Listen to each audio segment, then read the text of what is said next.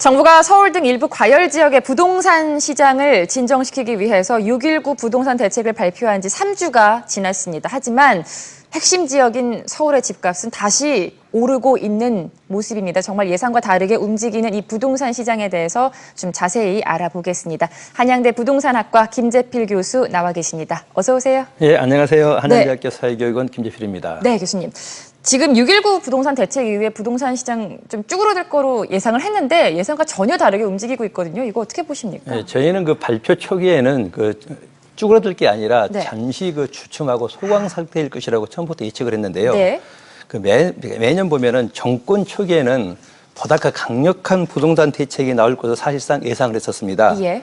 6.19 부동산 대책은 전 정권의 11.3 부동산 대책이 약간 확대됐을 뿐이고요. 지역별 핀셋 규제라고 그러죠. 예. 이런 규제 정책으로는 규제의 강도가 미흡했다고 할 수 있고 부동산 가격이 상승하는 근본적인 대책으로는 규제뿐만이 아니라 거기에 따른 수급 안정 대책이 병행돼야 되는데 예. 그게 빠졌었습니다. 즉 수요자는 있는데 공급이 따라가지 못하면은 어떤 상품이든지 가격은 상승할 수밖에 없는 그렇죠. 그런 구조이죠. 또한 현 정권의 장관께서 다주택자의 사회적인 책임을 강조하셨거든요. 그런데 이런 소수의 이런 부동산 다주택자들이 부동산 시장에 영향을 미치는 것은 사실이지만은 자, 이것이 부동산 가격의 투기 과열 원인이라고는 단정짓기는 조금 어려운 면이 있고요.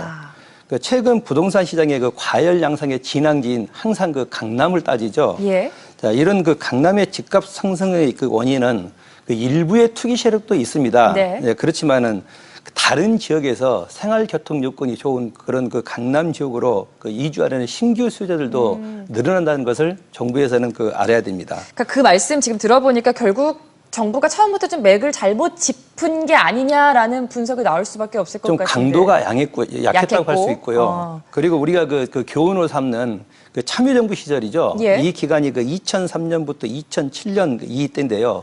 이때는 매년 강력한 부동산 대책이 펼쳐졌지만은 결국 부동산 가격을 잡거나 안정화시킨 데는 미흡했죠. 예. 부동산 가격이 계속 오른 것은 근본적으로 부동산 가격은 수급이 결정한다고 볼 수가 있겠습니다. 그러니까 지금 핀셋 규제는 일단 좀 미흡했고 수급 안정 대책에 빠진 점이 좀 이런 결과를 초래했다 이렇게 분석을 해주신 건데 예. 궁금한 부분은 서울 전역의 아파트 분양권은 어쨌든 입주 때까지 사고 팔 수가 없게 금지를 시켜놨지 않습니까? 예. 그래서 저희는 이 시세 차익을 얻을 수 없기 때문에 이걸 노린 어떤 투기 세력은 잡을 수 있지 않을까 기대를 했는데 사실상 결과를 보면 그렇다고 할 수도 없을 것 같거든요. 아파트 실제 분양 시장은 이거를 좀 어떤 분위기입니까? 그래서 지금 아파트 사실상 분양 시장은 역시 과열입니다. 그러니까요. 예, 그렇다고 본다면은 6.19 부동산 대책 이후에 청약 관련 규제가 펼쳐졌는데요. 서울에서 신규 분양하는 아파트 단지마다 청약 수요가 굉장히 넘쳤습니다. 예.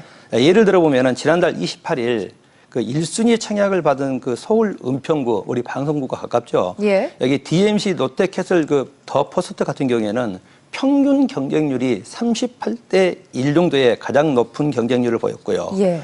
그리고 현대산업개발이 분양한 강동구 상일동의 고덕 센트럴 아이파크 같은 경우에는 평균 경쟁률이 23대 1이었었습니다. 예.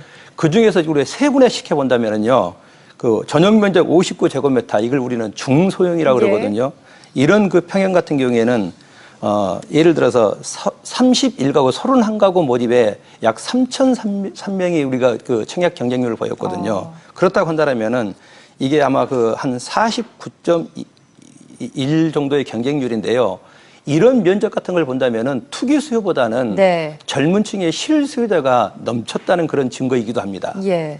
실수요자가 넘쳤다. 그리고 또 실수요자가 넘치는 곳이 앞서서도 짚어주셨지만 강남 지역은 이런 부동산 규제가 집중적으로 나오지만 오히려 또 가격 오름세가 있다는 건 결국 강남 불패다란 말을 다시 한번 맞다는 걸 입증시켜주는 것 같거든요. 여기도 역시 실수요자가 넘치고 있다 이렇게 보는 게 맞을까요? 그렇죠. 이제 강남의 인적지역이죠. 그걸 갖다 우리는 풍선효과라고 그러죠. 강남의 인적지역을 따진다면은 우리가 새로 생긴 도시인 판교를 우리가 눈여겨볼 필요가 있는데요. 판교 더삽 퍼스트 같은 경우에는 845가구 모집에 약 1,200명이 그 청약을 했는데요. 네. 여기 역시 보면은 84제곱미터 우리가 실거주를 원하는 이런 면적으로는 42대 1의 경쟁률을 보였습니다. 그래서 이런 그 강남을 규제한다 그러면은 인근 지역의 부동산 가격이 상승할 수가 있고요. 예. 특히 강남 그러면은 대치동의 음마아파트가 떠오르죠. 예. 이런 음마아파트 같은 경우에는 그 전용 면적 102제곱미터가 기준 가격이요. 12억대 초반이었는데 최근에 약 한 5천만 원 이상 상승하게 돼 있었습니다. 그렇다고 한다면은 이런 강남 같은 경우에 강남이라든지 강동 같은 경우가 부동산 가격이 주춤했었습니다. 대부분 보면 하락했다고 그러는데요. 정권이 어떻게 될 것인가 주춤한 상태였었는데 관망을 한 거군요. 그렇죠. 예. 지금 그 강남을 비롯해서 인근의 송파까지 통계 자료에 보면은 약 0.02%가 상승하고 있다고 그럽니다. 그리고 특히 그 일부 그 재건축 단지 같은 경우에는 매물이 없어서 못 팔 정도라 그럽니다. 그러니까 강남 불패는 여전하다 이렇게 보는 게 맞겠네요. 그래서 그걸 강남 불패라고는 하기보다는 네. 강남 그러면 여러 가지 교통이라든지 문화라든지 이런 그 수요가 충족되는 곳이거든요. 수요자가 그래서 늘고 있다. 그 예. 외곽 지역에 교통 여건이 조금 안 좋은 지역에서 새로운 신규 수요는 그 지역을 선호한다고 볼 수가 있는데요. 네. 자, 이런 지역에 수요가 있는 곳에 공급입니다. 그쵸. 예, 수요가 넘치는 곳에서는 규제도 필요하지만은 공급도 같이 따라야 됩니다.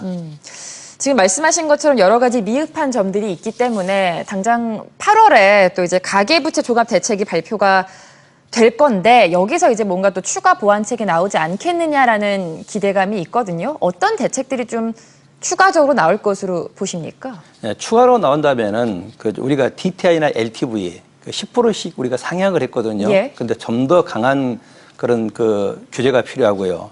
특히 그 DSR, 총부채 원리금 상환 비율이라고 그러죠. 이런 것들을 8월 달에 조기 시행한다면은 이런 것들이 부동산 시장에 영향을 미칠 것입니다. 그런데 우리가 미국발 금리 인상으로 인해서 우리도 금리 인상을 할 것이다라고 하는데요. 네. 이 금리 인상이 부동산 시장에 영향을 미치기보다는 그 대출 규제가 더 큰 부동산 시장에 영향을 미칩니다. 특히 우리가 보면은 6.19 부동산 대책에서 보면은 전 정권, 박근혜 정권이 있었죠. 그때 2014년 9.1 대책으로 청약 1순위 그 제도를 수도권에서는 2년에서 1년으로 완화를 시켰거든요. 예. 그리고 지방에서는 1년에서 6개월로 또 완화를 했는데요. 이런 것들을 한원할 가능성이 높고요. 그리고 또 6.19 부동산 후속 대책으로 더 강력한 대책이 나온다고 한다면은 예. 투기 과열 지구 지정이나 주택 신고제도 혹은 허가제도 이런 그 제도를 시행하게 되면은 내가 어떤 목적으로 부동산을 구입하는지 또 어떤 자금으로 부동산을 구입하는지 만약에 대출했을 때는 거기에 대한 변제 계획은 어떻게 세울 것인지 이런 것을 신고하게 된다면은 네. 부동산에 투자했던 다주택자들의 수요가 현저히 감소할 것으로 판단을 합니다. 지금 이제 8월에 대책이 나온다고는 하지만 사실 저조차도 정말 부동산이 재테크의 답인가 이런 생각 들거든요. 그러니까 지금이라도 투자를 하는 게 맞는 건지 그리고 혹은 실수요자 입장에서는 이제 하반기에도 대책 나온다고 하는데 어떻게 부동산 이거 접근하는 게 좋을지 하반기 이 부동산 시장에 대해서 투자 전략 어떻게 세우는 게 좋을지 좀 알려주시죠. 제 주변에 보면 제가 베이비붐 세대의 아주 전형적인 그런 상태입니다. 그런데 보면은 이 약 한 750만 명의 베이비붐 세대가 지금 은퇴를 앞두고 있습니다. 예. 이런 사람들이 현재 가지고 있는 부동산을 어떤 부동산으로 이것을 변환할 것인가. 그렇다고 한다면은 미래에 대한 보장 제도가 없기 때문에 항상 고정돼 있고 안정된 수요가 보장되는 부동산의 투자가 늘어났던 것은 사실입니다. 예. 그래서 앞으로의 이 부동산 시장 같은 경우에는 금리 인상이라든지 여러 가지 강력한 규제가 나오더라도 이 부동산 시장이 급맹하거나 또는 예전처럼 급상승하기보다는 조금 안정적인 추세로 갈 것입니다. 그래서 실수요자라면은 이렇게 지금이라도 내가 거주할 수 있는 부동산을 구입하는 것은 늦지 않았다고 판단하는데요. 네. 특히 실수요자 중심의 이런 규제 같은 경우에는 굉장히 많은 완화를 시키고 예. 다주택자, 내가 집을 가지고 있으면서 정말 단기 차익의 목적. 흔히 요즘에 우리가 언론에 보면은 갭 투자가 유행했었죠. 예. 이런 갭 투자에 대한 이런 대책들이 나오지 않았었는데요. 주택이 부족하다 보니까 전세 가격이 상승했고 예. 적은 돈을 투자해서 갭 투자죠. 이게 유행했었는데요. 전세 끼고 그렇죠. 사는 거죠. 여기에 예. 대한 대책이 전무했었습니다. 예. 그래서 그런 대책들이 필요하다고 생각하고요. 예. 우리가 그 부동산을 꼭 그 투기보다는 투자와 투기에 대한 구분이 필요하고요. 예. 또 실수요자들이 부동산을 구입했다는 것은 올 하반기라도 늦지 않다고 판단합니다. 실수요자들 입장에서는 좀 오히려 규제가 완화가 됐기 때문에 지금도 늦지 않았다라는 말씀이신데 그러면 투자자 입장에서는 어떻게 보세요? 또 투자자 입장에서는 사실 뭐 강남 지역이라든지 이런 쪽에 또 관심을 갖고 있을 텐데 좀 하반기 이제 대책도 나온다고 하는데 어떻게 전략을 세우는 게 좋을까요? 이게 투자자 입장이라면은 하반기 부동산 대책이 발표된 이후에 예, 정부 정책이 어떻게 될 것인가. 특히 부동산의 상승 곡선은요. 우리가 그 주식 곡선과 비교를 하거든요. V자형 곡선. 예. 그러니까 급상승, 급하락을 예측하지만은 항상 부동산의 상승 곡선은 한 번 탄력을 받으면은 꾸준히 상승을 하게 돼 있습니다.